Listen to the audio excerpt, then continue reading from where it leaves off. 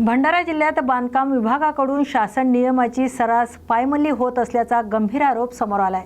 जिल्ह्यातील लाखांदूर तालुक्यात गेल्या 20 दिवसापासून 3 रस्त्याची बांधकामे सुरू असताना एकाही ठिकाणी माहिती फलक लावण्यात आलेले नाही। त्यामुळे बांधकाम विभागाचा अफलातून कारभार जनतेसमोर आलाय। लाखांदूर तालुक्यातील रजनी ते सरांडी बुजुर्ग, मांढाळ ते ढोलसर आणि मांढाळ ते तई खुर्द या 3 रस्त्याचं बांधकाम सध्या सुरू आहे।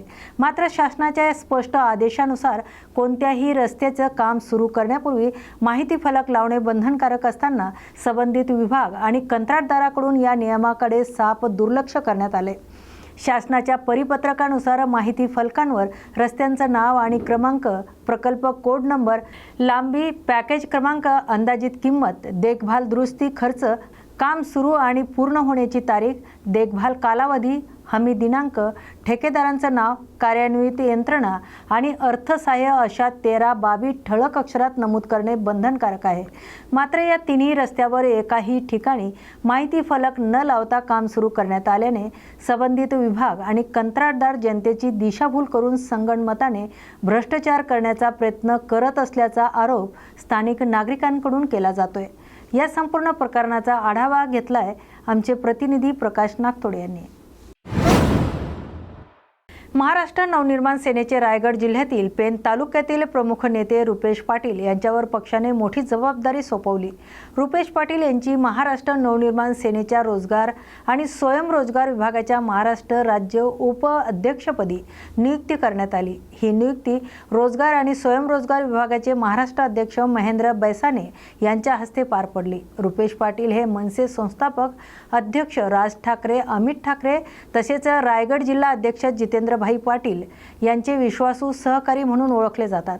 रुपेश पाटील यांची मनसेतील कारकीर्द पक्षाच्या स्थापनेपासून असून कोरोना काळात त्यांनी गोरगरीब आणि गरजू नागरिकांसाठी केलेल्या सामाजिक कार्यामुळे त्यांची ओळख जिल्ह्याबाहेर संपूर्ण महाराष्ट्रात पोहोचली। हजारो गरजू नागरिकांना मदत करताना कामगारांचे प्रश्न आणि मराठी माणसांवरील अन्यायाविरोधात त्यांनी सातत्याने आवाज उठवलाय। मराठी माणसावर कुठेही अन्याय होत असल्यास मनसेचा दणका सर्वात आधी दाखवणाऱ्या कार्यकर्त्यांमध्ये रुपेश पाटील यांचा समावेश होतोय, अशी ओळख त्यांनी निर्माण केली। त्यांच्या या कार्याची दखल घेताच पक्षाने त्यांच्यावर ही महत्त्वाची जबाबदारी सोपवली असल्याचं बोललं जातंय। या नियुक्ती प्रसंगी महेंद्रजी बैसाने, सिद्धी आंगणे, सोनी पी बेबी, माजी पोलीस अधिकारी संजय जाधव यांच्यासह मनसे पदाधिकारी आणि कार्यकर्ते मोठ्या संख्येने उपस्थित होते। जय महाराष्ट्र। आज सन्माननीय राजसाहेब ठाकरे व सन्माननीय अमितसाहेब ठाकरे यांचे मी मनापासून आभारी आहे का त्यांनी आज मला पुन्हा एक काम करण्याची संधी दिलीत आणि त्या संधीचे साक्षीदार ज्यांनी माझ्यावर विश्वास ठेवलं असे सन्माननीय बैसाने साहेब व आमचे रायगड जिल्हाध्यक्ष जितेंद्र भाई साहेब यांनी मला आज एक कार्यकर्त्याला महाराष्ट्रात काम करण्याची संधी दिलीत। त्या कामाचा मी नक्कीच साहेब सोनं करीन आणि जिथे अन्याय होईल तिथं महाराष्ट्र सैनिक म्हणून नेहमी धावून जाईल। औद्योगिक क्षेत्रामध्ये जिथे तर कामगार अन्याय होतो तिथं मनसेचा एक कार्यकर्ता म्हणून नक्कीच त्यांना न्याय मिळवून देईल, ही आपल्याला ग्वाही देतो। जय हिंद, जय महाराष्ट्र। आपल्या सर्वांनाच माहिती आहे की महाराष्ट्रातली जी औद्योगिक वसाहत आहे त्याच्यामध्ये सर्वात महत्त्वाची जी औद्योगिक वसाहत असेल ज्याला इंडस्ट्रियल झोन आपण संबोधित करतो त्यात रायगड हा सगळ्यात महत्त्वाचा भाग आहे। ठाणे, पालघर, नवी मुंबई आणि रायगड, तर रायगडमध्ये स्थानिक भूमिपुत्रांचा मोठा विषय आहे। आज तुम्ही जर पाहिलं तर नवी मुंबई एअरपोर्ट असेल किंवा मग स्थानिक ज्या नवीन कंपन्या असतील तिथे 80% स्थानिक भूमिपुत्रांना रोजगाराची संधी मिळवून देण्यासाठी आपल्याला एक सक्षम नेतृत्व हवं होतं, जे आपल्या रोजगार विभागासाठी तिथे स्थानिक भूमिपुत्रांसाठी काम करेल, रोजगार व स्वयंरोजगारासाठी काम करेल। अशासाठी आम्ही रुपेश वासुदेव पाटील यांची महाराष्ट्र राज्य उपाध्यक्षपदी आज नियुक्ती करीत आहोत। त्यांचं विभागातर्फे आणि पक्षातर्फे मी हार्दिक अभिनंदन करतो।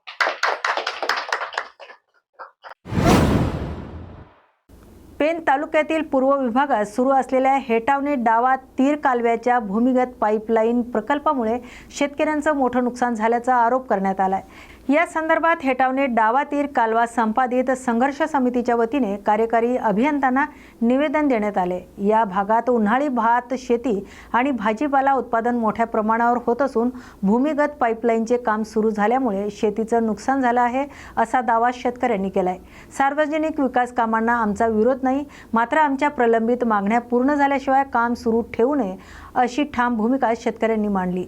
शेतकऱ्यांच्या प्रमुख मागण्यांमध्ये संपूर्ण कालव्याची संयुक्त मोजणी करणे, भूसंपादित आलेले जुने आणि नवीन सर्वे नंबर खासगी वाटाघाटींनी संपादित करून योग्य मोबदला देणे, तसेच संपादित जमिनीचा शिल्लक मोबदला अदा करून नव्याने निवाड्याची प्रक्रिया पूर्ण करणे याचा समावेश आहे। शेतकऱ्यांचं म्हणणं आहे की गेल्या अनेक वर्षापासून या मागण्या प्रलंबित असून आजपर्यंत कोणतेही समाधानकारक निर्णय झालेला नाही। तरीही भूमिगत पाईपलाईनचे काम सुरू असल्याने शेतकऱ्यांमध्ये तीव्र असंतोष आहे। या मागण्यांबाबत जिल्हाधिकारी, प्रांत अधिकारी, पाटबंधारे विभागातील वरिष्ठ अधिकारी, तहसील प्रशासन आणि पोलीस प्रशासनाला निवेदन देण्यात आले अशी माहिती देण्यात आली आहे। पाटबंधारे विभागातील वरिष्ठ अधिकारी, तहसील प्रशासन आणि पोलीस प्रशासनाला निवेदन देण्यात येणार आहे अशी माहिती देण्यात आली। दरम्यान शेतकऱ्यांच्या प्रलंबित मागण्या तातडीने पूर्ण करून त्यांच्यासोबत बैठक घेण्यात यावी, अन्यथा आंदोलन अधिक तीव्र होईल आणि त्यांची सर्वस्वी जबाबदारी संबंधित प्रकल्प प्रशासनाची असेल असा इशारा शेतकरी आणि संघर्ष समितीचे अध्यक्ष आणि पदाधिकाऱ्यांनी दिलाय। या बातमीचा आढावा घेतलाय प्रतिनिधी किरण बांधनकर यांनी। डावातीर कालवा यामध्ये जी जमीन संपादित केलेली होती त्या संपादित केलेल्या जमीन जवळजवळ 30 वर्ष झाली, परंतु त्यावेळेला शेतकऱ्यांना सांगितलेलं की सामाजिक हितासाठी आम्ही जमीन संपादित करत आहोत, त्याच्यामुळं शेतकऱ्यांना ह्याच्यापासून फायदा होत आहे आणि त्यापासून आजपर्यंत हा कालवा चालू आहे। परंतु आता आमच्या कानावर वेगवेगळ्या गोष्टी येत आहेत की ह्याच्यातून एक बंदिस्त पाईपलाईन जाणार आहे, त्याच्यातून पाणी हा शेतकऱ्यांना कशा प्रकारे देणार आहेत का कोणासाठी हा पाणी चाललं आहे ह्याची आम्हाला माहिती नाही। तसेच ज्या जमिनी संपादित केल्या आहेत त्या संपादित केलेल्या जमिनींची व्यवस्थित त्यावेळेला मोजणी झाली नव्हती, परंतु ज्याच्या जमिनी गेल्यात त्यांचा आता बराच फरक येतो आहे। कोणाच्या जमिनी जास्त गेल्यात परंतु त्या ॲक्वायर कमी झाल्या, ज्याच्या जमिनी कमी गेल्या त्याच्या ॲक्वायर जास्त झाल्या असा त्याच्यामध्ये हे झालं। त्यामुळं संयुक्त मोजणी झाली तर ह्याच्यामधून हा बराच प्रकार आहे, हा निदर्शन देऊन शेतकऱ्यांना यातून दिलाच। बरेच जे शेतकरी ज्यावेळेला 4-5 वर्ष या संदर्भात कार्यालयामध्ये संपर्क साधतात, परंतु या कार्यालयामध्ये त्यांना कोणीही दाद देत नाही। परंतु आता ही लाईन टाकण्यात येत आहे, त्या माध्यमातून सर्व शेतकरी आता एकत्र जमा होऊन त्यांच्या ज्या वेगवेगळ्या अडचणी आहेत त्या समोर आता येऊ लागले आहेत। काही शेतकऱ्यांना फक्त 80% पेमेंट भेटला, 20% पेमेंट भेटायचा बाकी आहे, तसंच भूभाड आहे, बाकी बऱ्याच गोष्टींचं त्यांचा काही पेमेंट आलेलं नाही।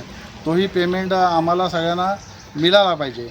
आणि जो आता विषय याचा आहे तो सध्या त्यांनी हा सगळ्या ज्या गोष्टी आहेत म्हणजे संयुक्त मोजणी असतील, बाकीचा जो विषय भूभाडा असेल, बाकीचा पेमेंट असेल आणि हा पाण्याचा प्रयोजन काय आम्हाला कसा पाणी देणार आहे याचा सर्व खुलासा झाल्याशिवाय हा काम करू नये अशी आमची सर्व शेतकऱ्यांची मागणी आहे।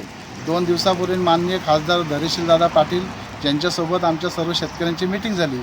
त्या मीटिंगमध्ये इथले जे अधिकारी आहेत त्यांच्यासोबत चर्चा करून आम्हाला नंतर समजणार, परंतु आम्ही आज जवळजवळ 3 ते 4 वेळा इथं आलो, परंतु इथले जे कार्यकारी उपयंत मॅडम जे आहेत ते अजून तर आम्हाला भेटले नाहीत किंवा त्यांनी अजूनपर्यंत आम्हाला कोणत्याही प्रकारचा कॉन्टॅक्ट केलेला नाही।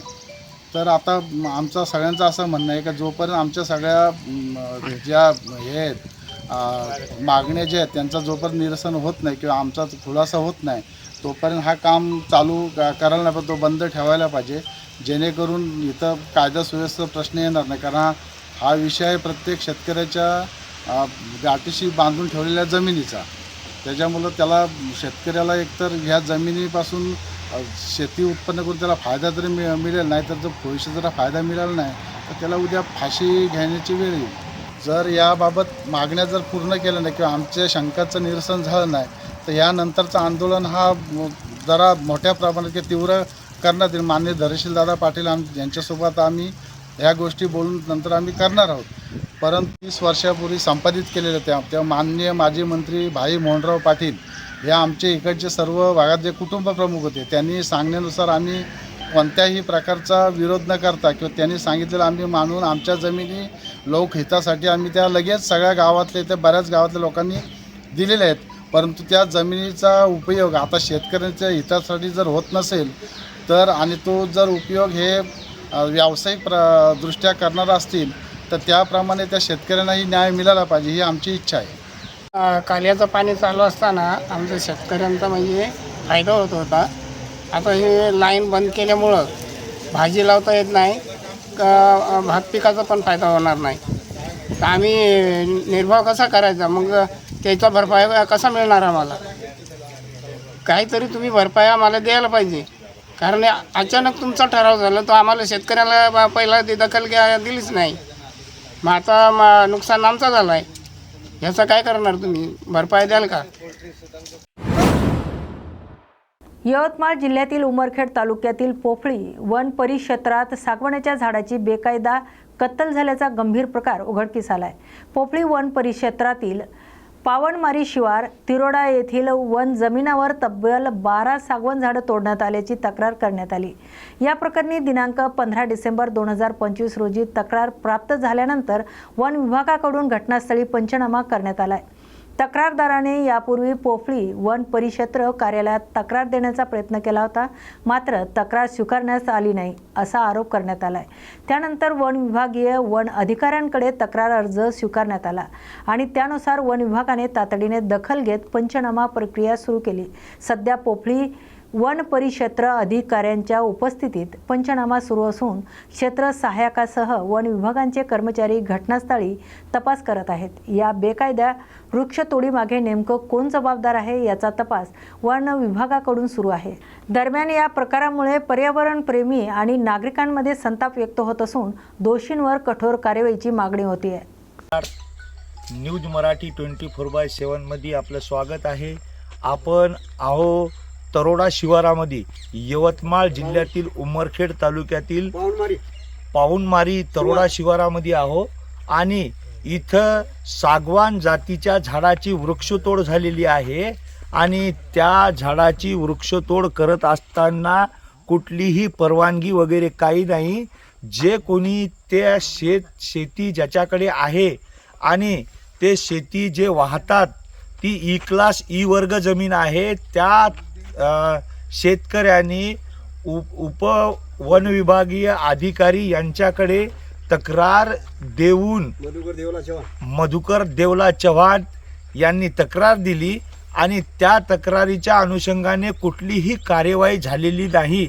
याच्यामध्ये अगोदर वाटत होतं दाल में कुछ काला है, लेकिन ये दाल में कुछ काला तो नहीं, लेकिन ये पूरी दाल काली है. जर कुठल्याही वृक्षतोड करत असताना शेतकरी असो कोणी असो त्याची रीतसर परवानगी वन विभागामार्फत घेतली जाते, पण इथं वन विभागाकडून कुठलीही परवानगी देण्यात आलेली दिसत नाही. तरी वनमंत्री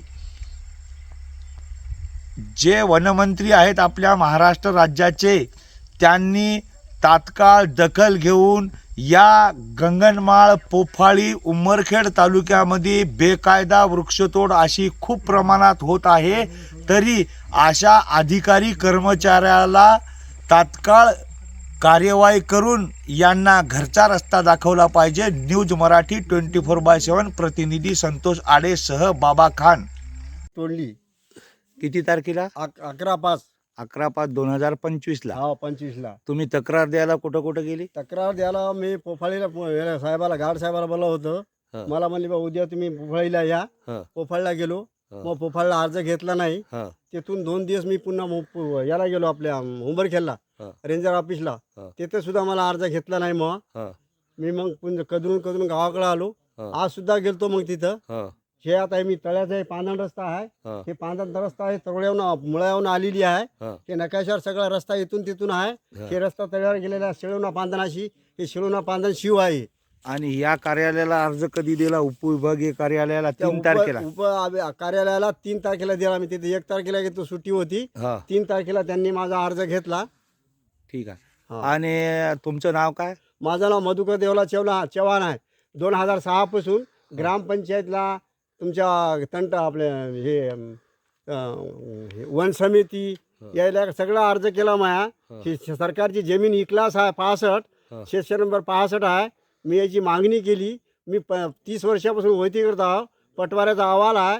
प्रभाकर रुक्माजी हिंगाडे हे पाटील जिवंत होते 11, 12, 13 मध्ये. त्यावेळेस ते पंचनामा करायला आलते. किती झाडं किती तोडले? 12 झाडं तोडले. 12 झाडं. 12 झाडं. हो. आता मला सांगा, ही 12 झाडं तोडले, या तोडण्याची परवानगी कोणी दिली? परवानगी ते त्यांना माहीत कोणा दिली ते बगैर परवानगीच्या तोडल्या गेले ते. मी सकाळी आलो तर इथं झाडं तोडायला ठेकेदारांनी ते हे बाजूचा दिलीप सोमला जाधव होता हे मग पळून गेले मला पाहिले की. असं का? हा मी मग 2000. ठीक आहे, आता पंचनामा चालू आहे. तुमचं म्हणणं काय? माझं म्हणणं काय नाही, हे शेतकरी नंबर 65 आहे. हा. हा शेतकरी नंबर 65 मध्ये 2 हेक्टर 21 जमीन आहे. हा. आणि हे एका कोणत्या दाखवले पूर्वेला तळा आहे, पश्चिमेला तिकडे 64 नंबर आहे, 53 तुम्ही नंबर. भूमी अभिलेखला मागणी करणार का मोजणी? भूमी अभिलेखला मागणी करणार. भूमी अभिलेखने मला पैसे मला मोजणी करणार आदेश द्यावा. पटवारी धन्यवाद. साहेबांनी सुद्धा मला आदेश द्यावा. मी पैसे भरण्यास तयार आहे. धन्यवाद. हे असं तर सगळे लोक धन्यवाद. याचा हे तोडून खातील. तर इथं तो लकडी तोडणारा माणूस मी कारखान्यावर गेला वाजता तिथं ते जाधव साहेबाला बोलत होता. मला जाधव साहेबांनी आकलून दिलं, तू अर्ज बिर्ज काही नाही, हा लकडी पूर्ण याच्यातली 64 मधलीच आहे, तुझी 65 मधली नाही, असं मला करून मला वापस वाट लावून दिलं. जाधव कोण आहे? जाधव दरोगा साहेबात. ठीक आहे, धन्यवाद. 2000 आपल्यासोबत पोफाळी रेंजचे अधिकारी आहेत, वन विभागाचे. हो, ते आपल्याशी या झाड तोडणीबाबत बोलतील. सर, आपल्याकडे शेतकऱ्याचा अर्ज आहे का? शेतकऱ्याचा अर्ज आहे. हो. आज्ञाधीशमाने माझ्या सर्वे नंबर 64 मधील पाऊनमारीमधील सागवान झाडे तोडण्याबाबतचा. हो. तर त्यानुसार मी तक्रार दिल्यानुसार कास्तकारांना आज रोजी चौकशी आणि पाहणी करता आलो. माझ्यासोबत वन परिक्षेत्र अधिकारी श्रीमान DN पवार सर, तसेच तलाठी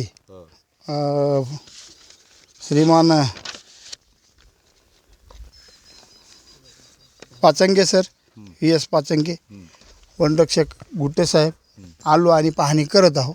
सदर कास्तकाराच्या प्रथम दर्शनी कास्तकाराने सांगितलेल्यानुसार आणि दाखवलेल्या टोपोशीटनुसार त्याच्या शेतातले झाडं असावे असं माझं आणि पंचाचं सुद्धा मत आहे. त्या पद्धतीने मी तसं पंचनाम्यात नोंदवलं. आम्ही तक्रारकर्त्याची आता मुलाखत घेतली हां. आणि तक्रारकर्त्यांनी सांगितलं की 25/11/2025 पासून तोडकाम चालू आहे. हो, मी पोफाळी येथील ऑफिसमध्ये अर्ज घेऊन 1 तारखेला गेलो होतो. मला ते अधिकार नाही ना दादा, माझ्या ऑफिसला अधिकार नाही ते अर्ज घ्यायचा. ओके. क्षेत्र सहाय्यकाचं ऑफिस आहे, त्या ऑफिसला अर्जदार नाही. तर त्यांनी उपविभागीय वन विभागाच्या ऑफिसमध्ये अर्ज दिला 3 तारखेला. अच्छा, आतापर्यंत कुठलीही कार्यवाही झाली नसते. तक्रारदार कोण आहे आणि काय आहे याच्याबद्दल मला कुठल्याही प्रकारची माहिती नाही. बरं, हे अज्ञातीस्माना तोडलं का? हो, असं कास्तकाराचं मत आहे. तुम्हाला माहित नव्हतं? आमचा लुकआउट काहीही नाही त्यामध्ये. फक्त कास्तकारानंच तक्रार म्हणजे अर्ज दिला त्यानुसार पंचनामा नोंदवण्यासाठी आपण आलो इथं. आमच्याकडे अशी माहिती आली की ते लाकूड जे आहे ते शासकीय जमिनीवरचे आहे. नाही, वर्ग 2चा आहे. दिलीप सोमला जाधवची त्याच्यात सर्वे नंबरची वर्ग 2ची सर्वे त्याची 7/12 आहे आणि त्याची तिथं प्रथम दर्शनी मालकी आहे. त्याच्याकडे टोपोशीट पण आहे. लाकडाचे मालक वन विभाग, शासकीय वन नाही, विभाग. वन विभागाकडे नसते वर्ग 2ची मालकी. हे तुम्हाला चुकीची माहिती मिळालेली आहे कायद्यानुसार, की त्या वर्ग 2च्या जमिनीवरची मालकी ही वन विभागाची नसते. वन विभागाचा त्या जमिनीची काही कुठले जर वन विभागाच्या क्षेत्रातून जर वर्ग 2ची वाटप जर झाले असेल तरच त्या जमिनीवर वन विभागाचं जोपर्यंत हे होत नाही आपलं त्याचं म्हणजे मुंबईवरून हे निघत नाही तोपर्यंत त्याच्यावर कुठल्याही प्रकारचे वन विभाग त्याला परमिशन देत नाही. सर्वे नंबर काय आहे सर? हे 64 का? तुम्ही तलाठी साहेबांच्या नकाशाप्रमाणे. पंढरपूर दौऱ्यावर असताना राज्याचे जलसंपदा मंत्री राधाकृष्ण विखे पाटील यांनी ठाकरे कुटुंबियावर जोरदार टीका करत महायुतीच्या विजयाचा दावा केला आहे. मुंबईत मराठी माणसाच्या जीवावर राजकारण करण्यात आलंय, पण आज मुंबईत मराठी माणूस राहिलाच नाही. त्यामुळे दोन्ही ठाकरे एकत्र आले तरी त्याचा काही उपयोग होणार नाही. ठाकरे ब्रँड संपलाय असं विधान विखे पाटील यांनी केले. राज्यातील 29 महानगरपालिकेच्या निवडणुका जाहीर झाल्यापासून मुंबई महापालिकेसह राज्यातील सर्वच महापालिकांमध्ये भाजप महायुतीचा विजय होईल असा विश्वासही त्यांनी व्यक्त केलाय. 16 जानेवारीला मतदार महायुतीच्या पाठीशी उभे राहतील असंही ते म्हणाले. पंढरपूरच्या पांडुरंगाच्या दर्शनानंतर बोलताना विखे पाटील म्हणाले, राजकारणात स्थित्यांतरे येत असतात, पण पंढरपूरच्या पांडुरंगाच्या मनातही निवडणुकीनंतर महायुतीची सत्ता येईल असा विश्वास वाटतोय. याचवेळी त्यांनी महाविकास आघाडीवरही टीका केली. महाविकास आघाडी एकत्र येऊन निवडणुका लढली तर कदाचित अस्तित्व टिकवण्याचा प्रयत्न करतील, पण हे लोक विचारासाठी नाही तर सत्तेसाठी एकत्रित आलेले आहेत अशी टीका विखे पाटील यांनी केली. मला मुंबईचा जसा कमी अनुभव आहे, परंतु राजकारणामध्ये जो विचार नेहमी पाहिलेला आहे, कोणी एकत्र आल्याने काही फरक पडत नाही. शेवटी जनता विचारावर असते आणि या राज्य सरकारचं जे नेतृत्व आहे, ज्यांचं मार्गदर्शन कोणाचं आहे, विश्वगुरू आदरणीय प्रधानमंत्री नरेंद्र मोदीजींचा, मान्य अमित भाईंचा, आणि इतकं मुंबईचा एकूण चेहरामोहरा बदलण्याचं काम पायाभूत सुविधाच्या माध्यमातून जे मान्य देवेंद्रजी करत आहेत, मला लोकांचा त्याच्यावर विश्वास आहे. महापालिकाची अनेक वर्ष शिवसेनेकडे सत्ता राहिल्याच्या नंतर काय मुंबईची अवस्था, मराठी माणूस तिथून बाहेर पडला, मराठी माणसं उद्ध्वस्त झाले, फक्त मराठी माणसाच्या नावावर राजकारण झालं. आज तुम्ही पहा ना, एवढी घरं मुंबईची बांधली जातात रोज त्या शिवसेनेच्या काळामध्ये, कोण राहतं याच्यामध्ये? मराठी माणूस कुठं दिसतो का? फक्त भावनिक राजकारण अनेक वर्षी केला तर लोकांनी ते ओळखलेलं आहे. आणि म्हणून मला वाटतं कोणी येण्याने फरक पडत नाही. याचं कारण असं की मराठी माणसाच्या पाठीमागे भक्कम उभं राहण्याची भूमिका आहे, फक्त हे आमचा वापर करून घेतला आता ही लोकांना समजलेला आहे. तर मला वाटतं जनतेनं आता भारतीय जनता पक्ष आणि महायुतीबरोबर राहण्याचा निर्णय घेतलेला आहे आणि तो मुंबईच्या जो विधानसभेचा निकाल आपल्याला पाहायला मिळाला तोच आता महापालिकेत पाहायला मिळेल. ठाकरे ब्रँड कुठं राहिला? ज्या दिवशी त्यांनी औरंगजेबच्या कबरीवर फुलाची उधळण केली संभाजीनगरला, औरंगजेबच्या कबरीचं उदात्तीकरण केलं, त्या दिवशी तर धुंदव संपलेला आहे, त्याचा ब्रँड संपला. वंदनीय बाळासाहेब ठाकरेंची जी हिंदुत्वाची भूमिका होती त्याला त्याच्यावर त्यांनी पूर्णतः पोचारा फिरवलेला आहे. त्यामुळे लोकांना आता ठाकरे ब्रँड आणि दुसरं आता ह्या तामिळनाडूच्या प्रकरणामध्ये हिंदुत्वाचं मंदिराचं संरक्षण करण्याच्या ऐवजी तिथं कुठेतरी दर्गा आहे त्यात संरक्षण करायला निघाले. कोणता ब्रँड हा? यांचा आता हिंदुत्व ब्रँड संपला. वंदनीय बाळासाहेबांनी उभी केलेली एवढी मोठी संघटना जी होती ती त्या संघटनेला टिकवता आली नाही. मला वाटतं त्यांचा आता ब्रँड संपला आहे, त्यांनी आता नवीन कुठं ब्रँड शोधला पाहिजे असं माझं मत आहे. मुंबईची जनता उत्तर दे. हो, मी माझं स्पष्ट मत आहे की आदरणीय प्रधानमंत्री नरेंद्र मोदीजी यांनी ज्या पद्धतीने या संपूर्ण देशाच्या विकासाची घोडदौड सुरू केली, देश नव्हे तर जगाच्या पातळीवर एक वेगळी ओळख देशाची निर्माण केली, त्याच पद्धतीने या राज्याची वेगळी ओळख देश पातळीवर सर्वात प्रगतिशील राज्य म्हणून माननीय देवेंद्रजी या राज्याचे नेतृत्व सांभाळत आहेत आणि त्याच्यावर मुंबईकर जनता निश्चितपणे समाधानी आहे. या निवडणुकीचे निकाल ते आपल्याला पाहायला मिळेल. महाराष्ट्र सरकारच्या विरोधात आज विदर्भ राज्य आंदोलन समितीच्या वतीने नागपुरातील व्हेरायटी चौकात जोरदार बोंबाबोंब आंदोलन करण्यात आले.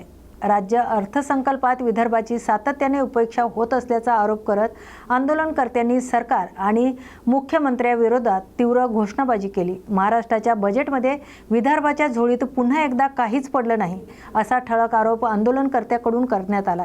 यावेळी जय विदर्भाच्या घोषणांनी संपूर्ण परिसर दुमदुमून गेलाय, तर विदर्भाच्या सर्वांगीण विकासासाठी स्वतंत्र धोरण आखावे, निधीचं समतोल वितरण करावे आणि विदर्भाशी संबंधित प्रलंबित प्रश्नावर तातडीने निर्णय घ्यावा असा ठाम मागणी यावेळी करण्यात आली.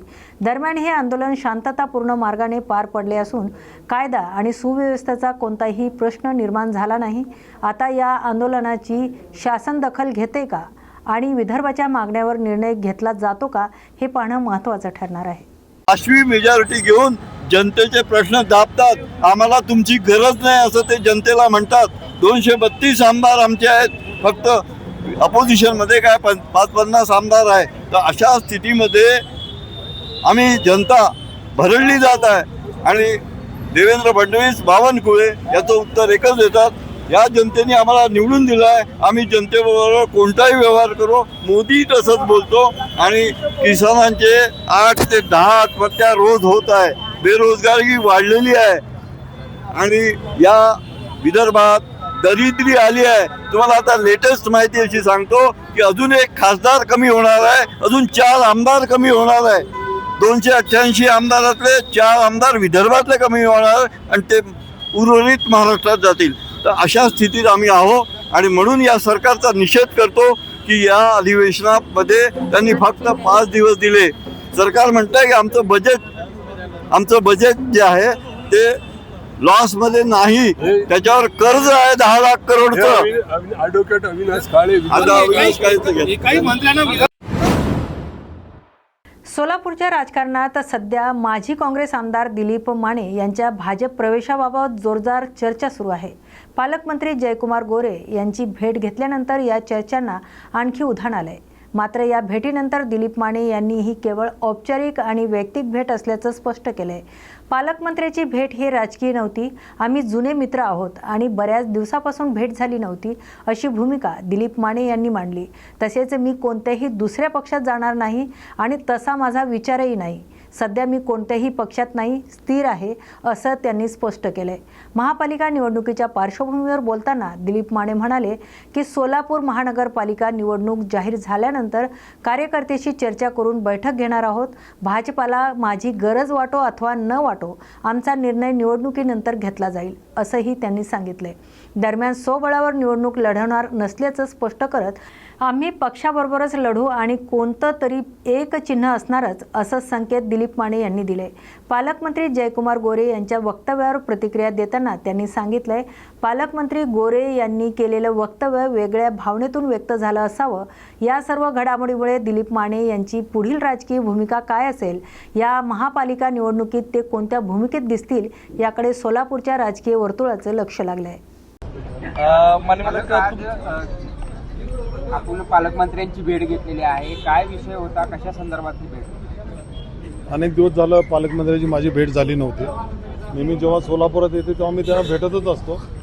तर ते नगरपंचायत, नगरपालिका, अधिवेशन ते बराचसा कालावधी लोटला होता आणि योगायोगाने ते इथं आले आणि त्यावेळेला फोन केला मी की म्हणले आहे मी डागमल्याला जेवण करायला या, असं त्यांनी सांगितल्यावर मला यावं लागलं.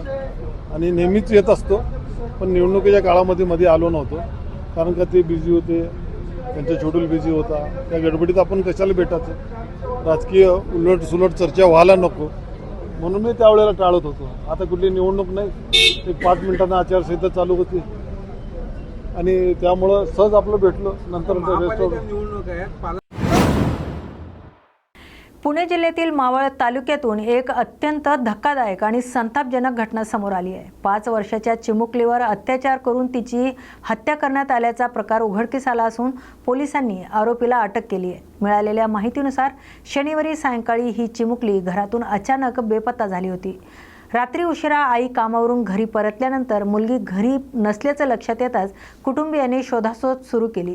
मुलगी सापडत नसल्याने पोलिसांना माहिती देण्यात आली.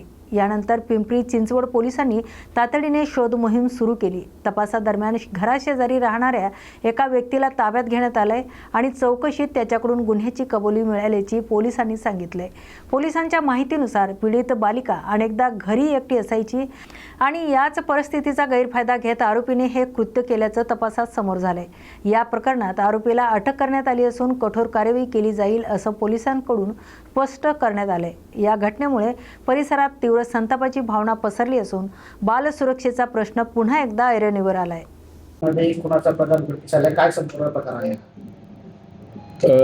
काल रात्री साधारणतः 11:30च्या दरम्यान पोलीस स्टेशनला कॉल पडला की एका मुलीला, लहान मुलीला, 5 वर्षीय मुलीला किडनॅपिंग करण्यात आलेलं आहे. त्यानुसार आमच्या विविध पथकांनी, म्हणजे क्राईमचं पथक आहे, आमच्या पोलिसांचे वरिष्ठ पी आहेत, आमचे DCP साहेब होते, गुंडा स्क्वॉडचं, अँटी गुंडा स्क्वॉडचं पथक होतं, युनिट 4 होतं, त्यानंतर आमचे सगळे अंमलदार पोलीस स्टेशनचे सगळ्यांनी शोध घेत होते. सकाळीपर्यंत शोध घेतला आणि शोध घेतल्यानंतर संशयावरून आम्ही याच्यातील एक आरोपी समीर कुमार मंडल, वय 32 वर्षे, राहणार उर्शे कारकेचाळ, तो जय हिंद कंपनीत नोकरी करतो. तो निर्भयतेच्या बाजूलाच पाठीमागच्याच रूममध्ये राहतो. तर त्याच्याकडून त्याला संशयावरून ताब्यात घेऊन अधिक विचारपूस केली. तसेच शोधाशोध घेतली. आमचे RCP पण होती. त्यानुसार शोधाशोध केल्यानंतर आम्हाला त्याला विश्वासात घेतल्याने त्यांनी सांगितलं की मी मुलीला गळा दाबून मारतो, कबुली दिली, मारलेली आहे आणि ती जागा दाखवतो. त्यानुसार आम्ही ते निर्भयता आम्हाला मूर्त अवस्थेत तिथे मिळून आली. तिथं आमचे पथक फॉरेन्सिक लॅब, फॉरेन्सिकची लॅब, तसेच फिंगरप्रिंट आणि आमचे सगळे क्राईमचे DCP साहेब वगैरे सगळ्यांनी जाऊन आम्ही ते मेमोरंडम करून ते ताब्यात घेतलं आहे आणि YCMला पुढील पोस्टमॉर्टमसाठी आणि पुढील मेडिकल तपासासाठी YCMला पाठवलेलं आहे निर्भयतेचे हे. आणि त्याच्यानुसार आरोपीला ताब्यात घेऊन त्याचे पण मेडिकल करायला पाठवलेलं आहे आणि गुन्हा दाखल झालेला आहे रात्रीच. आता त्याच्यात डॉक्टरचे ॲनालिसिस म्हणजे डॉक्टरकडनं जे आपल्याला मेडिकल वगैरे येईल, सगळे मेडिकलचे रिपोर्ट्स वगैरे येतील, त्यानुसार आम्ही विविध कलमं वाढवून पुढील कारवाई करत आहोत. किती लोक होते सर याच्यामध्ये आणि कशा पद्धतीने खेळत होते का कशा पद्धतीने? नाही, प्राथमिक माहितीनुसार निर्भयता ही तिथंच, निर्भयतेचा भाऊ निर्भयता ही तिथंच खेळत होती. पण निर्भयतेला चॉकलेट द्यायची म्हणून सदर समीर कुमार मंडल चॉकलेट द्यायच्या हिशोबाने घेऊन गेला आणि त्यांनी हे कृत्य केलेलं आहे. सर CCTVची किती मदत झाली आहे? CCTVची भरपूर मदत झाली आम्हाला. CCTV तसेच आमचे पूर्ण कोम्बिंग ऑपरेशन केलं आम्ही. सगळं तिथल्या ग्रामस्थांची पण मदत झाली आम्हाला सगळ्यांची. नवी मुंबईतील पनवेल महानगरपालिकेच्या हद्दीत कोट्यवधी रुपयाच्या विकास कामांचा लोकार्पण आणि भूमिपूजन सोहळा भाजपचे नेते रवींद्र चव्हाण यांच्या हस्ते पार पडला. या अंतर्गत 350 कोटी रुपयाहून अधिक निधी होणाऱ्या विविध विकास कामांचे उद्घाटन आणि भूमिपूजन करण्यात आले. महानगरपालिकेच्या अंतर्गत येणाऱ्या खारघर, कामोठे, कळंबोली, नवीन पनवेल आणि पनवेल शहरातील विविध प्रभागामध्ये ही कामे मार्गी लागणार आहेत. पायाभूत सुविधा, रस्ते, नागरी सुविधा आणि इतर विकास कामांच्या यामध्ये समावेश आहे. या कार्यक्रमाला भाजप नेते रवींद्र चव्हाण यांच्यासह आमदार विक्रांत पाटील, आमदार प्रशांत ठाकूर तसेच पक्षाचे पदाधिकारी आणि नागरिक मोठ्या संख्येने उपस्थित होते. यावेळी बोलताना रवींद्र चव्हाण यांनी सांगितले की पनवेल महानगरपालिकेच्या अंतर्गत आज 350 कोटी रुपयापेक्षा अधिक कामाचं लोकार्पण सोहळे पार पडलेत. महायुतीबाबत बोलताना त्यांनी स्पष्ट केलंय की महायुतीतील वरिष्ठ नेत्यांनी स्थानिक पातळीवर निर्णय घेण्याची मुभा दिली आहे. मात्र सर्व ठिकाणी महायुतीचाच महापौर होणार याबाबत कोणतीही शंका नाही. दरम्यान आदित्य ठाकरे यांच्या वक्तव्यावर प्रतिक्रिया देताना ते जे आरोप करतात त्याबाबत ठोस पुरावे द्यावेत. कोस्टल रोड असो किंवा मेट्रो प्रकल्प हे सर्व देवेंद्र फडणवीस यांच्या नेतृत्वात सुरू झालेले प्रकल्प आहेत. याची त्यांना कल्पना आहे असेही रवींद्र चव्हाण म्हणाले. 3-4 वर्ष 17ला नव्याने स्थापन झाली आणि त्यावेळेला निवडणुका या महानगरपालिकेमध्ये झाल्या. महानगरपालिकेमध्ये अतिशय चांगल्या पद्धतीने भारतीय जनता पार्टीला स्पष्ट असं बहुमत मिळालं होतं. आदरणीय देवेंद्रजींच्या नेतृत्वामध्ये आणि प्रशांत ठाकूरजी यांनी या सर्व भागामध्ये अतिशय गतिमान पद्धतीने विकासात्मक कामाला गती दिली आणि त्यामुळे काही चॅलेंजेस या पूर्ण महानगरपालिकेमध्ये होते. सिडकोचे असणारं हस्तांतरण महानगरपालिकेमध्ये भूखंडाचे करणे आणि तो ऐतिहासिक निर्णय देवेंद्रजींच्या नेतृत्वात करण्यात आला आणि त्यामुळे महानगरपालिका अतिशय चांगल्या पद्धतीने येणाऱ्या काळामध्ये आपण पाहिलं असेल विकासात्मक कामामध्ये गतिमान पद्धतीने काम करताना दिसली. वेगवेगळे प्रकल्प या महानगरपालिकेने सुरू केले आणि आज या महानगरपालिकेमध्ये जवळजवळ 350 कोटीपेक्षा जास्त कामं जी झाली आहेत त्याचा लोकार्पण सोहळा झाला. नव्याने काही महिलांसाठीचे असणारं हॉस्पिटल्स असतील किंवा पूल्स असतील, रस्त्याच्या काँक्रिटीकरणाची कामं असतील, या सर्व कामांची आज भूमिपूजन हे सुद्धा करण्यात आले. भिवंडी शहरात मुख्य रस्त्यावरील रस्ता रुंदीकरणाच्या निर्णयाविरोधात आंदोलन तीव्र झाले आहे.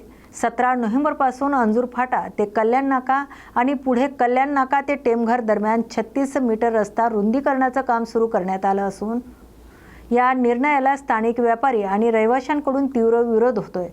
पहिल्या टप्प्यात अंजूर फाटा ते कल्याण नाका या रस्त्याचं रुंदीकरण पूर्ण झाल्यानंतर पालिका प्रशासनाने कल्याण नाका ते टेमघर या टप्प्यातील कामाला सुरुवात केली. मात्र सुरुवातीपासूनच या रस्ता रुंदीकरणास स्थानिक नागरिक आणि व्यावसायिकांचा विरोध आहे. सोमवारी काँग्रेस पक्षातर्फे शहर अध्यक्षाच्या नेतृत्वाखाली भिवंडी महानगरपालिकेच्या मुख्यालयासमोर धरणे आंदोलन करण्यात आले. त्याचवेळी कल्याण नाका येथून कल्याण रोड व्यापारी निवासी संघर्ष समितीच्या वतीने तिरंगा रॅली काढून या आंदोलनाला पाठिंबा देण्यात आला. संघर्ष समितीचा आरोप आहे की विकास आराखडा मंजूर नसताना पालिका प्रशासनाने रस्ता रुंदीकरणाचा निर्णय घेतला असून हा निर्णय स्थानिक व्यापारी आणि मालमत्ता धारकांवर अन्याय करणारा आहे. मेट्रो प्रकल्पासाठी भुयारी मार्गाचा पर्याय स्वीकारला जातो, मात्र रस्ता रुंदीकरणात स्थानिक नागरिकांना जाणीवपूर्वक बाधित केलं जात असल्याचा आरोप आंदोलनकर्त्यांनी केलाय. या आंदोलनामुळे रस्ता रुंदीकरणाचा मुद्दा पुन्हा एकदा ऐरणीवर आला असून प्रशासन यावर काय तोडगा काढते याकडे शहरवासियांचं लक्ष लागलंय. कल्याण रोड संघर्ष समिति की जानिब से और आपकी क्या मांगी थी और क्या आश्वासन मिला है आपको? देखिए, पिछले महीने 17 नवंबर से भिवंडी निजामपुर शहर महानगर पालिका प्रशासक के माध्यम से भिवंडी शहर में अंजूर फाटा से कल्याण नाके तक सड़क रुंदीकरण गैरकानूनी तौर पे की गई है. इसी का भिवंडी शहर में कई लोगों ने विरोध किया, हमने भी विरोध किया, क्योंकि हम भी आने वाले वक्त में बाधित हो सकते हैं. इसी के चलते कल्याण रोड व्यापारी रहवासी संघर्ष समिति लगातार संघर्ष कर रही है. आज भिवंडी शहर के मशहूर नेता माजी आमदार रशीद ताहिर मोमिन साहब के नेतृत्व में भिवंडी निजामपुरा महानगर पालिका प्रशासक की गैर कानूनी कार्रवाई के खिलाफ एक मोर्चा रखा गया था, जिस पे कल्याण व्यापारी रहवासी संघर्ष समिति के सभी दुकान और मकान मालिकों ने अपनी अपनी दुकानें बंद करके अपने परिवार के साथ, अपने दुकान के सारे स्टाफ के साथ इस मोर्चे में शिरकत की है. मकसद एक ही है कि जो नाइंसाफ़ी हो रही है गलत है. कल पूरे शहर का डीपी बाकी है, कल गैबी नगर शांति नगर टूटेगा, कल शांति नगर टूटेगा, गायत्री नगर टूटेगा, अजमेर नगर टूटेगा, दीवान शाह टूटेगा, और बिना मुआवजा दिए, बिना पंचनामा दिए अगर डीपी आप तोड़ोगे तो कैसे इंसाफ मिलेगा? आमदार महेश चौगले, रईस शाह, बालिया मामा क्या कर रहे हैं? खाली बोल वचन अमिताभ बच्चन से शहर उद्ध्वस्त होगा, बसेगा नहीं. कोई भी प्रशासक जो होता है, जिसके हाथ में सत्ता आती है, जो प्रशासन चलाता है, हमारे आमदारों को लोगों ने चुन कर दिया है, हमारे खासदार को चुन कर दिया है, इनका ये दायित्व तो बनता है कि शहर बसे कैसे.